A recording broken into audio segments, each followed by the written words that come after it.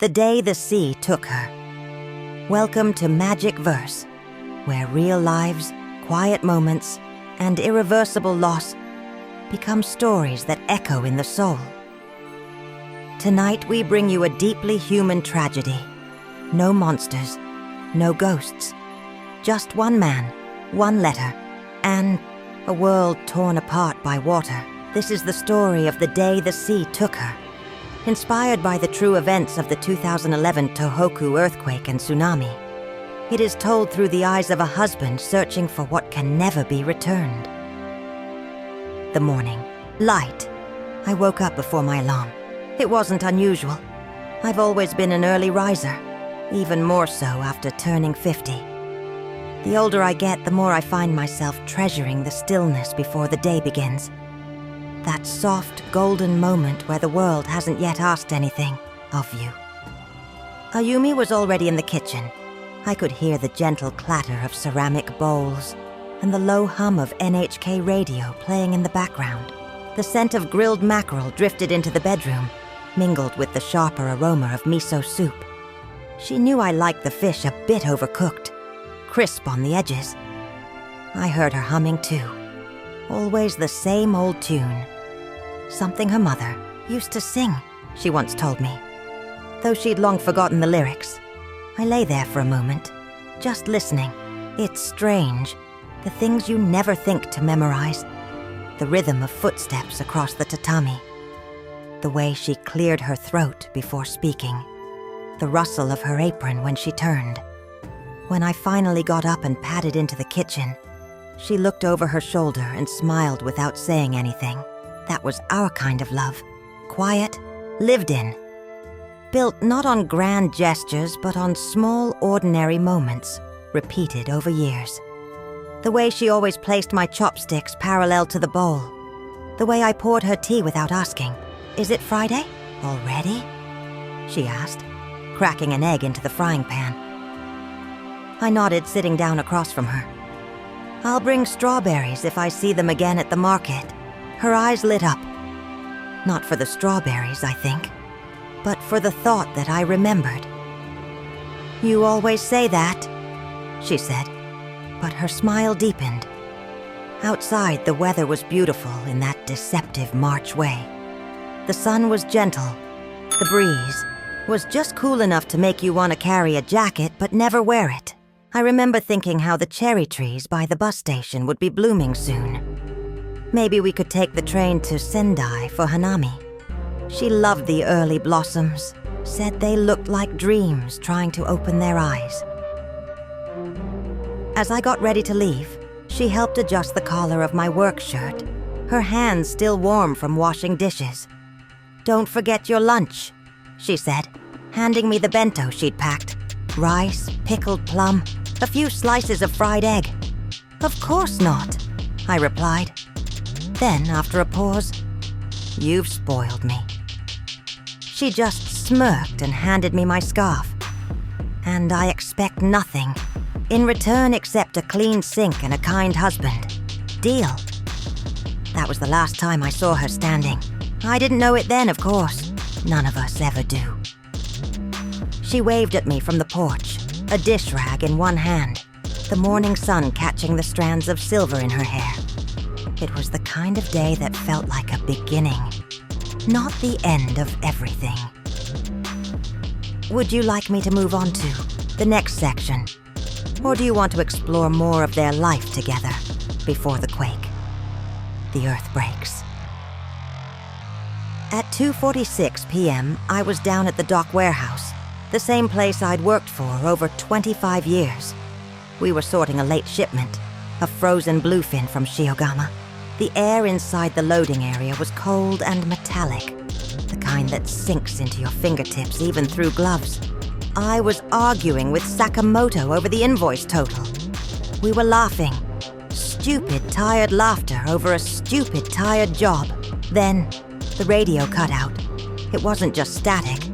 It was sudden. A silence so abrupt that it felt intentional. My ears popped.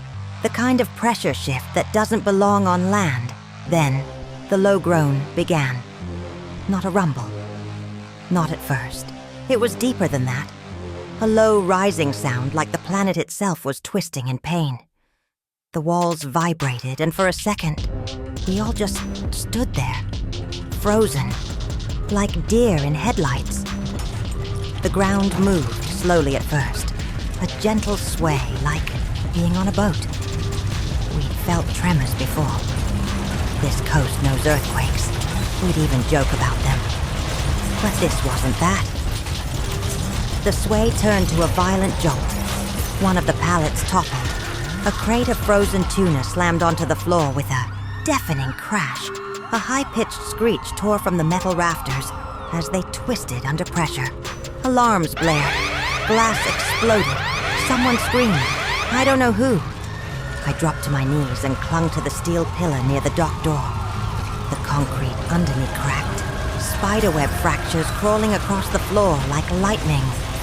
Sakamoto shouted something. My name, maybe. But his voice was swallowed in the roar. Forklifts crashed against the wall. The ceiling light above me burst, showering me with tiny beads of glass. Everything felt like it was unraveling. Not just the building, but time, logic, direction. You don't think clearly during something like that. There's no disaster movie reaction, no slow-motion bravery, just animal fear, instinct. It must have lasted 5 minutes, though they say it was 4, the longest 4 minutes of my life. When the shaking finally stopped, there was a horrible, aching silence. Not peace, just absence, the kind of quiet that follows a scream. Outside, birds had vanished from the sky. Dust rose from collapsed walls and broken telephone poles. The sea glimmered strangely in the distance, as though it had inhaled. And then the radio came back, on a sharp voice, urgent and terrified. This is an emergency tsunami warning. A massive wave is expected to hit Miyagi coastline. Please evacuate to high ground immediately. The words barely registered before I was already moving. My phone was in my hand before I realized I'd pulled it out. I dialed Ayumi. No answer. Ran outside, through a parking lot scattered with debris. Voices shouting, people helping others to their feet. The street was filled with honking, people running. But not like in the movies. It wasn't chaos so much as desperation. Quiet, focused panic. I called her again. Still nothing. The cell towers must have been overloaded. Or worse. I kept calling as I ran, faster than I should have at my age. My legs screamed in protest, but I couldn't stop. The idea of her still at home, waiting for news. Maybe packing a bag, maybe searching for me. It lit something inside me. I had to get to her. And I had no time. Thrive. The water comes. The streets of Kesanuma had never felt so alien. Everything familiar. The fruit stand where Ayumi used to chat with the grocer. The old man who swept his storefront every morning. The narrow road lined with vending machines. It was all blurred, flickering behind layers of dust, panic, and the sickening silence between alarms. I ran. I didn't feel my feet. I didn't hear my breath. Just the sound of sirens and the blood, pounding in my ears like war drums. Every few seconds, I redialed Ayumi's number. My thumb was automatic. Ring. No answer. Ring. No answer. I kept trying. Like some part of me believed that if I could just hear her voice, just once, I could reverse what was coming. When I reached our street, something in me died. The sky had darkened, not from clouds, but from the way the sea had risen. Impossibly fast, impossibly far. A churning wall of black and brown filled with cars, trees, debris, entire rooftops. It wasn't water anymore. It was destruction given form. But that wasn't what stopped me. It was her bike. Her little cream-colored bicycle was lying on its side on the sidewalk outside our house. One wheel still slowly spinning. She'd used it earlier that morning to go to the post office. I knew because the mail had been left neatly by the door, now fluttering in the wind like useless white leaves. Ayumi! I shouted her name again and again, until it broke in my throat. And then the sea came. There was no time to weigh options, no time to think, no time to run toward the house. I stood there, locked between survival and love, until instinct tore me backward. A stranger, a young man in a yellow jacket, grabbed my arm and screamed, "Move!" We scrambled up the hill behind the community center, stumbling over rock and roots and crying children. My shoes were soaked. My knees buckled. I slipped and cut my palm on a jagged stone. But I didn't stop. At the top, I turned. The wave devoured the town in silence. It didn't crash or roar the way I expected. It surged forward like something ancient, cold and deliberate, a shadow erasing everything. I watched as our house, our fragile wooden house, cracked in two. The wind chimes Ayumi had bought in Kyoto disappeared in an instant. The second, floor tore away like paper. The roof spun, then vanished into the surge. I didn't see her. I don't know if I was relieved or crushed by that. Around me, people wept. Some collapsed. Some just stared, mouths open but soundless. I dropped to my knees, choking on dust and disbelief. I called her phone again, even as the towers blinked, and died. The line went to voicemail. I stared at the black screen. My hand trembled. There was no goodbye, no final word, no promise exchanged, just a bike on a sidewalk and the sea taking everything. The search. The first night, I didn't sleep. None of us did. We were packed into the school gymnasium on high ground. Dozens of us huddled together beneath gray emergency blankets. The air smelled of wet clothes, blood, diesel fuel, and salt. Every few minutes the ground rumbled again with aftershocks, each one jerking us awake like a cruel reminder that the earth was not yet done with us. I sat against the wall, phone in my lap, staring at the battery indicator blinking red. I hadn't let go of it. I kept checking. For messages, missed calls, anything. Nothing. Someone passed around rice balls, and I took one, but couldn't swallow. My throat was tight, my stomach hollow. The man next to me, a fisherman whose house had been flattened, looked at me with blank eyes. I think we were all like that, somewhere between shock and resignation. The next morning I joined the others and walked down into the ruins. I don't know what I expected. Maybe some sign, a miracle. Maybe she'd be waiting, waving, covered in mud, but alive. That's what movies taught us to believe, that if you love someone enough, you'll find them. But Kesennuma wasn't a movie. It was broken wood and shattered glass and crumpled metal, boats on rooftops, cars inside living rooms, mud where roads used to be. The entire town looked like it had been pulled apart and thrown back together by a blind god. I searched every day. I tore through debris with my hands. I called her name until my voice went hoarse. I climbed through what remained of our neighborhood, navigating jagged beams and exposed nails. I found pieces of our life. A broken teacup, the cushion from her favorite chair, a photo of us from 5 years ago, water-streaked but intact. She was laughing in that photo, wearing a pink scarf. I kept it in my pocket like a talisman. I walked along the coast, hoping for anything. A sign, a sound, a rescue worker calling her name. I checked shelter after shelter, every whiteboard, every list of names taped to the walls. I memorized the kanji for missing, for unidentified, for female, 50s, short hair. Each time I didn't see her name, I didn't know whether to feel relief or despair. Volunteers handed out face masks and gloves.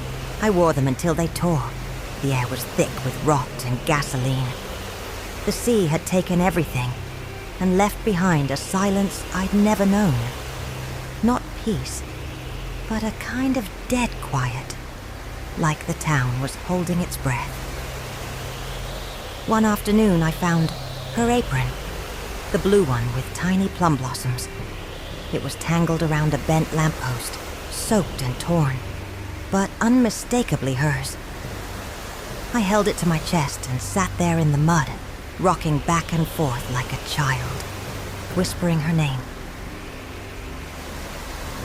Other men were doing the same, searching for wives, daughters, mothers. We didn't speak.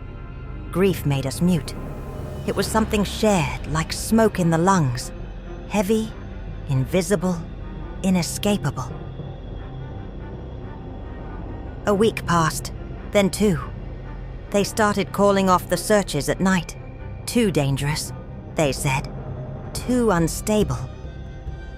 I kept going anyway, sneaking past barriers with a flashlight, pretending I might see her hand reaching from under a board, hear her voice calling my name. The worst part wasn't the not knowing.